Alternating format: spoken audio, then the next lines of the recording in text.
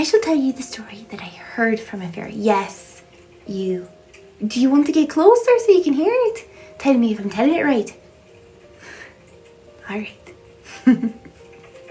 Now, my friends, have you ever heard a story from a fairy? Well, they do tend to exaggerate sometimes, only sometimes. But they do tell the best stories, my friend. Now, my little fairy friend had come to visit me to tell me of a wonderful story. Now you see, this fairy had travelled to a different realm. See, fairies are very good at travelling between realms. From veil to veil, they flit and flutter. That is why they're sometimes hard to see, because they're going in between veils. My friend, they had gone through a veil that took them to a magical place where there are gods and goddesses. My friend, to have this fairy tell me the story of a beautiful tree that was massive, the biggest tree this fairy had ever seen, and upon it grew golden apples.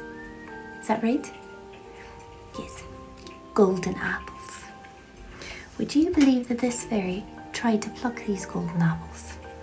It was not a wise thing to do, my friend, because once the golden apple was plucked, that is when a cyclops showed up. Do you know what a cyclops is, my friend? It's like a giant but taller and has only one eye in the center of their forehead. They can be quite dangerous.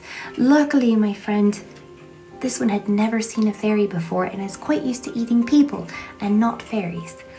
This very clever fairy was able to hide behind some leaves until it got bored of trying to find it. Did you eat that apple? Took you 3 days, didn't it? Took that fairy 3 days to eat that golden apple. Thought quite wise of itself too. Right up until a demigod came looking for it. See, whenever you are somewhere where you should not be, it is wise, my friend, that you do not take things that are not yours. Right? Great. There you are, my friend. A story that I heard from a fairy. That fairy, right there. Dragons are very peculiar creatures. Some of them are very smart. Some of them are not. Sadly, I'm going to tell you a story about a little green dragon. Now, this little green dragon was not the brightest of dragons. No, but my goodness, you have never met a dragon more kind of heart than this sweet little dragon. Now, how this dragon came into being was a bit of a mystery. See, he does go against quite a lot of how dragons are. See, this dragon did wander into Kesserly, quite lumbering about, not flying, not breathing acid as most green dragons do. No, simply walked in like a Clydesdale, if not maybe a little drunk. He did walk into Kesserly, and my goodness, this dragon, sweet as could be, was looking for help. He could not find his master. And I'll tell you, I have never been so confused in all my life. Have you ever heard of a dragon having a master? I had not. So, after coaxing the dragon out of the main streets of Kesserly and out into a field, it took me a while to talk to him. You see, my friends, this dragon spoke only in riddles, and not very clever ones either. But he was desperate to find his master. My friends, this dragon had come into being not by normal means, an egg hatched by other dragons, or an egg hatched by fire, or an egg hatched by someone. No, my friends. See, a wizard, a very clever wizard in the east who lives in a very tall tower, has a very special ability. You see, my wizard friend, he can paint paintings, and when he does, they come to life. And he did get an idea one time that he would paint a painting of a very not clever dragon. So he did, and the dragon came into being. And here he was in Kesserly, terribly lost. Once I found out where he was from, And I'll tell you, it took 2 days to get all of the ingredients together to draw a big enough transportation spell to transfer an entire green dragon. But I did get word that the wizard did receive his dragon back. And my friends, that is why you must be careful with your spells sometimes. You never know when you're going to bring into being something that may need a little extra help. There you are, my friends. A story about a dragon. A very sweet but not clever dragon. It is a story about witches, my friend. Well, I have a story to tell you. Now, not too far from here, if we were to travel about 2 days, not along the road, but through the woods, we would come across a cabin. This cabin is quite small, unassuming you would say on the outside, covered in moss and vines. You would think maybe even uninhabited. But I'll tell you, my friend, it is not uninhabited. No. See, there is a witch that lives there. Now, to look at her, you would think perhaps she is someone you would never want to meet anywhere. For her arms and legs are long, spindly, twice as long as mine. Her fingers stretch out, bony and knuckly. Her hair lies in black strings along her face. 'Tis why she lives so far out in the woods, and why many people do not go visit her. But my friends, here's the thing. Aye, she is a witch, but she also is half banshee, hence why she looks the way she does. But she is the kindest and sweetest of souls, my friend. Perhaps I'll take you to visit her, and we'll take a muffin to share with her, perhaps. She is always one of friends. And I'll tell you, if you have ever need of any scroll, the most powerful scrolls you can imagine, scrolls that could take you to different realms, scrolls that could summon massive beasts like dragons, owlbears, werewolves. If you have ever need of guardian spells, have you ever seen a guardian spell? Quite handy, I tell you. Magic armor spells and all sorts, my friends. She's the one to get them. And all she wants in return is simple friendship, my friend. So, never judge a book by its cover. You never know what could be most astounding waiting inside. And she is the most recent witch that I have met. So there you are, a story of witches. And banshees, technically, since she is half banshee, but... But you shouldn't be afraid of people just because they're different. She is a peach. She truly is. Sweet and kind and soft-spoken and everything. And very wise. Now, you see, I got to know her because, I don't know if you know, but banshees, in a way, also see the future. Not like me, of course. Not through the flame. But like a sixth sense. Banshees begin to wail when they hear that people may be coming to pass. If someone close by is nearing the end of life, that is when a banshee begins to wail. It's like they just know, my friend. 'Tis why they're shamed, I think. People are afraid of them. People don't like to hear their call because they're afraid of what is to come. I understand that plight. Being a fire-sorceress and all, many people see me and they fear me. They think fireball, house fire, forest fire, not candle or hearth or sweet things. So I understand her in that way. Perhaps I'll make sure that she can have a safe place here. She could visit us sometime. What would you think of that, my friend? Yes, in a way, some of them. Now, I have not studied stars, though we do have a big, huge, beautiful castle. Well, maybe not a castle, more like a tower, a wizard's tower. In the coast, in one of the larger cities, and there are many wizards there that study the stars, my friend. They would be able to tell you everything there is to know about the stars and what they mean and what they could possibly be telling us, comets and all sorts of things. But my friend, I simply love to look at them and watch them shine down on me. Pretend they're telling me things. Now, shall I tell you a story about dragons, my friend? A story about dragons. Now, The story I tell you is a story I heard from a bard who was passing through. He came to tell me a story about a village a good ways away. If you walked, it'd probably take you 2 or 3 weeks to get there. But I don't know if you know, but every dragon, every chromatic dragon anyway, have certain quirks about them. This dragon in particular was a white dragon. Now, the thing with white dragons is, white dragons are very, very good at remembering whenever they've made a bargain, and very, very bad at remembering just about everything else. So, this dragon lived very close to this village, would come raiding and pillaging every now and then, eat all the sheep, eat all the cattle. It would have been a mess.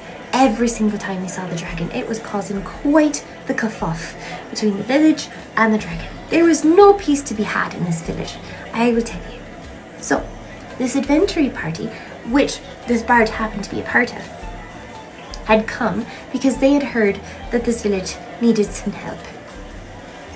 So when they got there, they decided far better than to try and fight a white dragon, perhaps they could barter with it, knowing they're dragons and knowing that white dragons are very good at remembering barters. So, what they did is they went to the white dragon with a trade. They had negotiated with the village that they would be willing to give up 3 cows once a month to the white dragon, should the white dragon never bother them again, never burn down a house, never eat a sheep, never come and fly over and scare all the children. So the deal was struck. Remembering that the white dragon can only really remember barters that it's made and not much of anything else.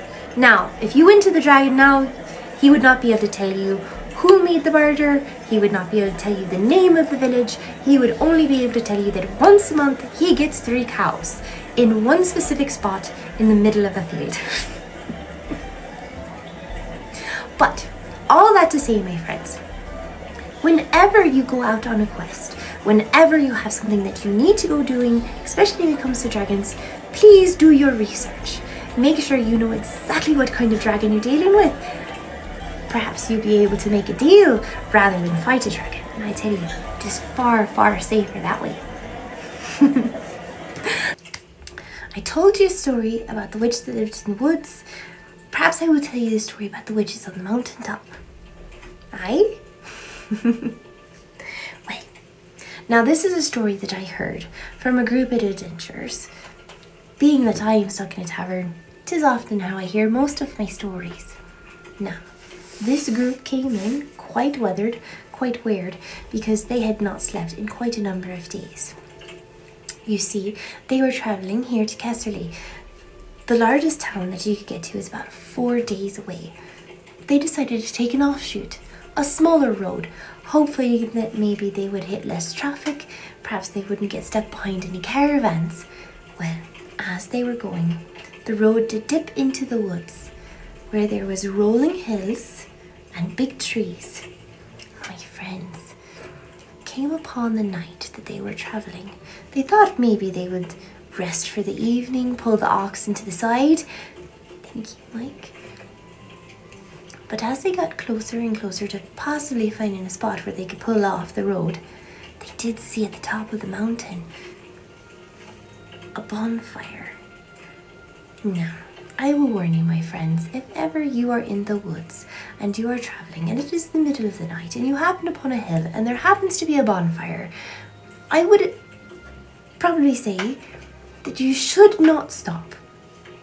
If it's a campfire, okay, maybe you could find comrades, perhaps rest for the night, safety in numbers. But a bonfire is quite a different thing. Well, being the curious sort that they were, decided, well, what harm could it be? We pull the oxen to the side, we see what's going on up there. So they did, they pulled the oxen to the side and scampered their way up the hill to look and see upon a coven of witches, practicing their rites. Oh, my friend, they should not have done such a thing. Now, luckily, this coven of witches, they're kind. though mischievous. They saw that they were being spied upon, and in their infinite wisdom to try and teach a party to perhaps mind their own business every now and then, they turned the party into oxen and the oxen into people. So for an entire night, this adventuring party had to wander around the woods trying to figure out why they were oxen and how to reverse it. And the poor oxen were still tied to the cart, but now were people and quite confused. Oh, I would have believed that it would have been a sight to see. 24 hours later, luckily the oxen turned back into oxen, the people turned back into people, and then they travelled for the next 4 days, not sleeping a wink, not stopping at all, trying to get to the tavern because they were worried that perhaps if they did pull over again, the spell would come back. And that is a story they told me as they were tucking their oxen into the barn and thinking that perhaps hay sounded pretty good to eat. So, my friends, perhaps when it comes down to it, when you see a bonfire, mind your own business. There you are, a story about witches. Good witches, if not ornery ones. My goodness, dragons take the win in the polls. Well, it sounds to me that everyone wants to hear a story about dragons. Well, alright. Do you want to hear a story about a dragon that I know? Or do you want to hear a story about a dragon that someone told me? I need one or the other. A story about a dragon that I know, or a story that I heard about a dragon? Which shall it be, my friend? The one I know! You want to hear that story about the one I know, my friend? Well, that is a wonderful story. Because you see, she was a wonderful dragon. Hello, hello, my friend. Well, of course, I should tell you. You needn't beg me, my friends. Of course I will tell you the story of the dragon that I know. Now, very few people understand or know that some dragons, especially chromatic dragons, can disguise themselves as people. There might be a few sitting here right now and you would never know it. A while ago, a good long while ago, I was travelling down south, my friend. I was in a tavern there. It was quite full of sailors and pirates and such.